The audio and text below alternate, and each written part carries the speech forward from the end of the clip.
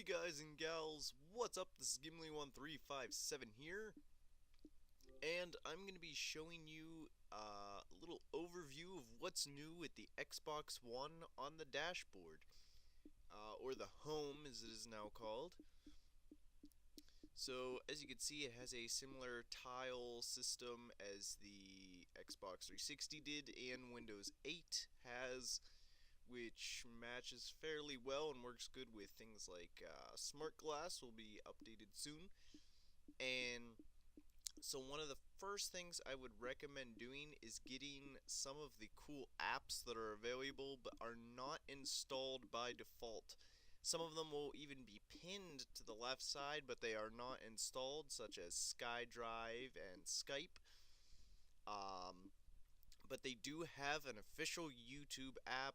Xbox Music and Xbox Video are three I would highly recommend you getting, because the YouTube app on the Xbox One is amazing. It is a lot better than the one on the 360, which was pretty good but would be fairly slow at times. So it's been updated to be a whole lot faster and work better and good with the Kinect and motion controls.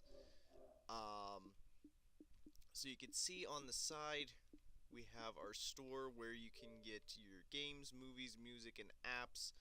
So if you go to any of these sections, it will bring up the list of things that are available.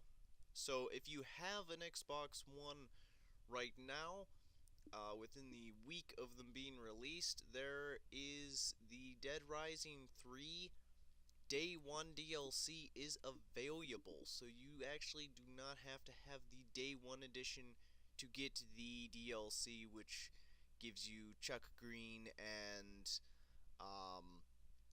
Frank West. So you can get that for free no matter what edition you have, which is really cool.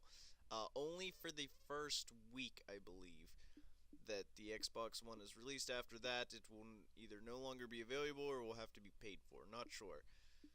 But as you can see, the new dashboard system now minimizes things to your start or your home page when you push the guide button, so you can instantly go right back into the store without having to do anything. And that's the same with anything else you go into. If you go into your games and apps, it will load, but then when you go back out, you can quickly load right back into them.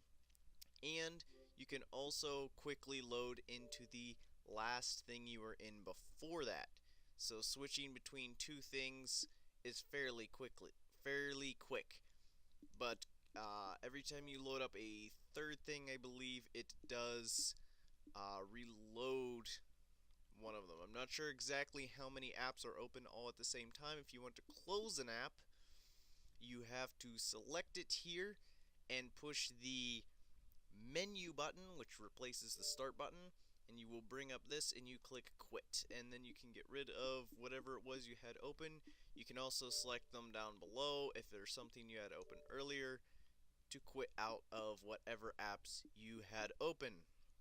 So that is something pretty cool. Another thing, as you can see, my gamer picture on the side is new and it's big. As you can see on the left side, the gamer pictures now are much bigger. If you import your profile, your gamer card from the 360, it will be about the size as the one up here in the corner in the top left, and it will just have a giant border around it. So something you probably want to do is get a bigger gamer picture. So a way you can do that is through the new profile system, and yes, gamer pictures can be much bigger now. So far, there's not a huge selection of other gamer pictures because it just came out and there's not a lot of games, so that is something I expect will be coming out in the future. More gamer pictures, but currently you can go to my profile in the friends area and to set your gamer pick. So I would suggest doing that because you want to get a new gamer picture that is bigger, and all the ones they have here fit the full size, or if you want to, you can be unique like I did and use the avatar, or you can pick one of the ones. They have a lot in here by default. Not really any of them I've seen apply to a specific game, so if that's something you wanted, well, that's not available yet. So you can see right now the gamer picture is really big. So it does take a much larger one, and it can scale it to whatever size you need. You can also choose your color, which is really nice. The default is this lightish green. I chose the darker green because I still like green, but I like forest green a little bit more. But now you can change it. For example, I'll set it to orange. And if you set it to whatever color you set your home color to, now if you go back to the home, look, your tiles are now colored to how you like them. So it adds a little bit more personality. Certain apps have their own color, like SkyDrive, Skype, Internet Explorer, and music and video. They have their own specific ones that tie into their colors, such as the Skype blue and the YouTube red. But for other things like just games and snapping and settings, that all is separate. So that will change color, and things like here on the sidebar will change color. So it just kind of gives your Xbox its own little personal feel to it. So that will follow you no matter where you are. Wherever you take your gamer card to will have that on it, which is pretty cool. So yeah, they haven't really added too much for avatars yet. I imagine that will be coming a lot more in the future. The appear offline setting is right here now, which is kind of nice, and you can still view your achievements. Of course, achievements are amazing. You can view your achievements from the 360 that you earned on the 360, that is, on your Xbox One, as well as your Xbox One achievements. They are two separate categories. They are listed. It will be others. There's Xbox One and other achievements. Now, other achievements is not just Xbox 360 achievements, though. It does actually include Windows game achievements. So you can see here, Minesweeper. So you have all of your other achievements in here, but they all add up to your gamer score. Your gamer score is combined of all of them. You can see I still have my gamer score from before, even though I only have one achievement on the Xbox One so far, which is the Day 1 achievement, which is really cool for having the Day 1 edition. If you have that, a way that you can now apply codes, such as the Day 1 edition, is also really cool. I'm going to give an example with that by using the wonderful Kinect that comes with the Xbox One. A way you can now apply things is to go to, oops, not my games, you go to the store, to whatever games or section, and you can go to use a code. And you can click use a code. And if you click use a code, you can see there I am. Hello. And this is the card with the Xbox One code on the back of it, but the code is now not only a code, but a fancy little symbol, as you can see down there, and the little side is the guy's holding as an example. And as soon as I flip this card around, I'm going to blur it out so you don't see the code, but as soon as I flip it around,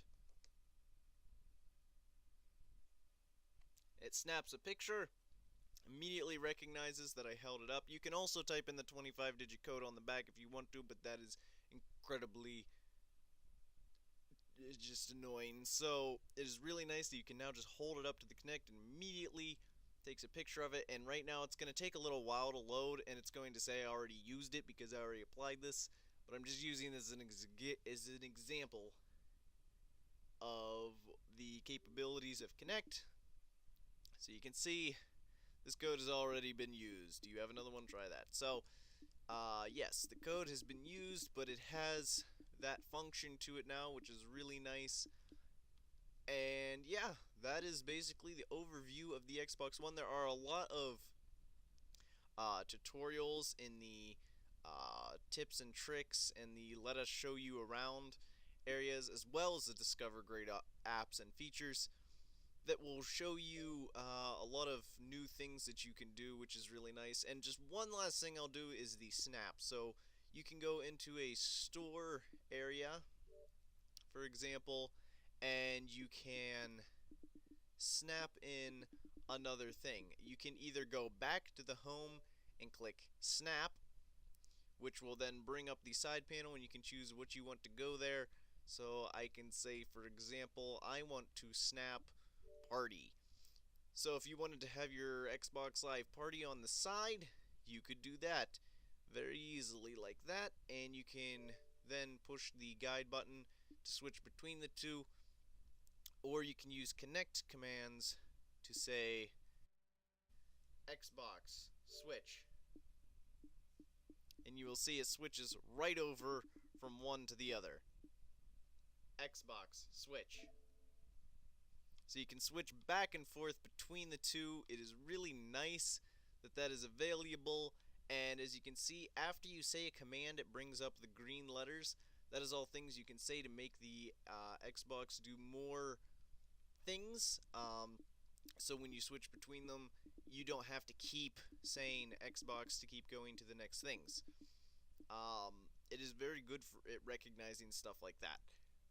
But overall, this is a quick little overview of what we have that's new, and it's really cool, the features that the Xbox One brings, and I can't wait to see what they add more in the future, considering how far the 360 came in its short lifespan, or long lifespan. It is cool to see what is happening, and I am excited for it. So yes, that has been our overview. Thank you all for watching, and tune in to Gamer's Guide and Gimli1357.com for more achievement tips, reviews, and guides. See y'all later, folks!